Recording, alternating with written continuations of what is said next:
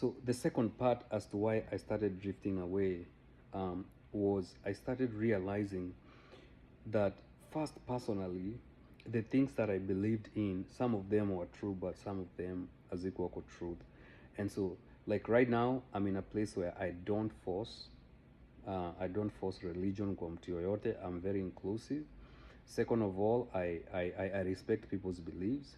Juu, I'm telling you, unless you are in that place where mwenyewe you have been pressed.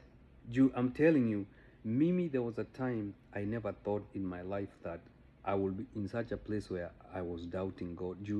I have had so many incredible experiences, so many spiritual experiences. Like I have seen so many things, but I never thought that I would come to that place. And who am I to think that of course, Thomas walked with Jesus kila siku, kila siku, kila siku. So if that guy can doubt, who am I? But you see, yangu ilikuwa more performance based juu nilikuwa ko around people wenye walikuwa na perform. And so when push came to shove, or say I was left out in the darkness, nobody was picking up the phone, watu walijiosha mikono.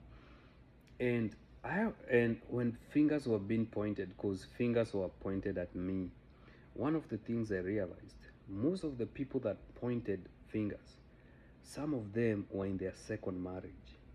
Some of them walikuwa na shida in their own relationship. You see, but the way they washed their hands was so hard for me to accept. Juu I had hao watu nilikuwa nawajua for such a very long time, so it's not like msee unajua sai. Plus the other thing was shame. I dealt with so much shame. It's almost like I was going through cycles of where nothing is working out from.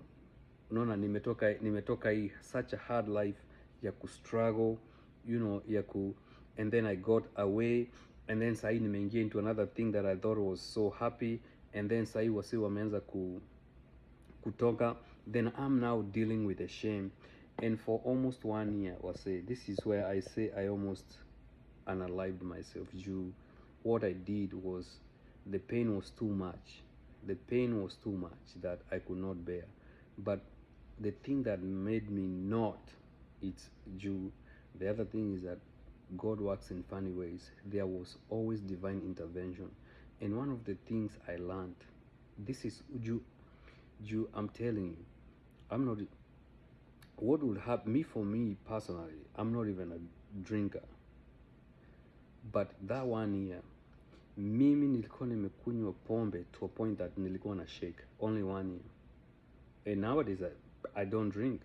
It's not something I do, but that is where I took my pain through.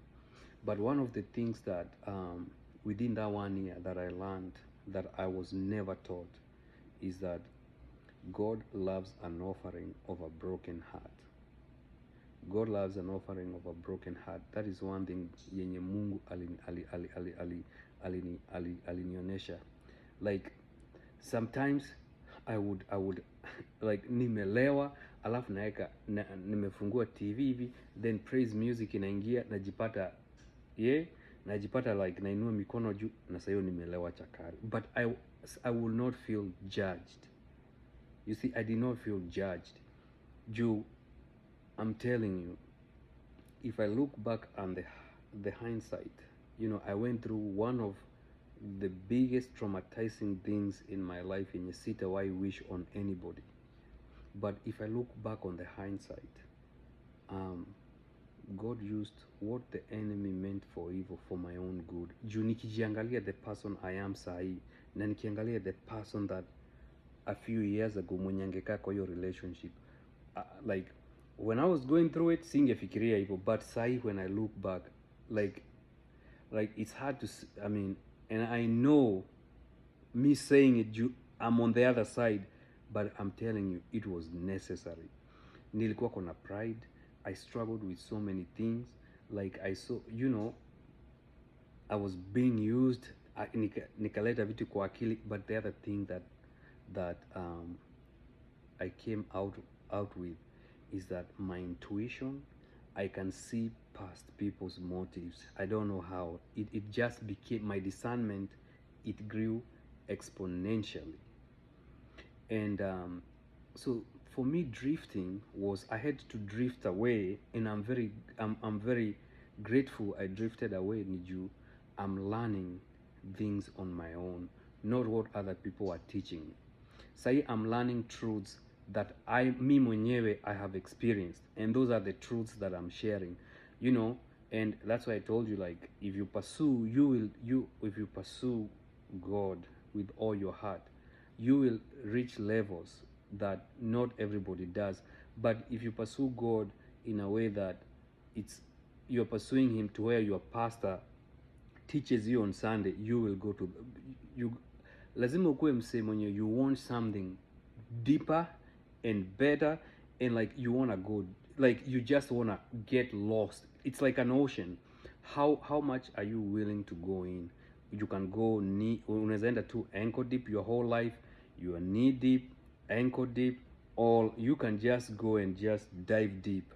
That is how spiritually kuko.